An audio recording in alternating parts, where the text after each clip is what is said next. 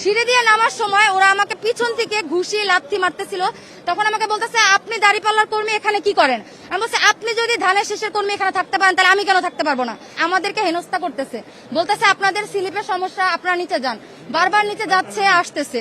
এবং আমি বুথে ছিলাম, যখন আমি স্লিপগুলো দেখতেছি যে ঠিক আছে, কিন্তু তারপরও তারা আবার আমাদের কাছে এসে বলতেছে, আপু ঠিক না, আমরা ভোট দিতে পারতেছি না। এর জন্যই আমি আসছিলাম দেখার জন্য যে এখানে কি হচ্ছে।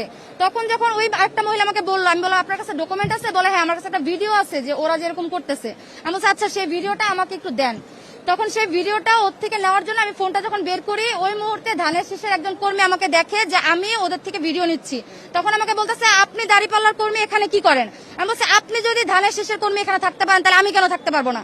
তখন সে আনসারদেরকে বলছে, আপনারা নামান না কেন? এরা এখানে কি করবে? এখানে কোনো কর্মী থাকতে পারবে না। তখন আনসাররা বলতেছে জি। আমি বলছি, আপনি ওনাদেরকেও নামান, আমাকেও নামান। পরে বলতেছে ঠিক আছে নামেন। ওরা আমাকে নিয়ে আসতেছে, ওরা 50 জনের মতো ছিল, আমাকে ঘেরাও করে ফেলছে। তখন আমি আমার সাথে আরো 2জন মেয়ে ছিল, একটা ছেলে ছিল, ভাইয়া, আমরা 4 জন ছিলাম। আমরা নামতেছি, সিঁড়ি দিয়ে নামার সময় ওরা আমাকে পিছন থেকে ঘুষি লাথি মারতেছিল এবং নিচে আসার পরে ওরা আমার হাত থেকে ফোন টান দিয়ে নিতেছে, আমার ওন্ডা টান দিতেছিল। তারপর আমি সেনাবাহিনীর কাছে আমি আমার প্রাণ ভিক্ষা চাই।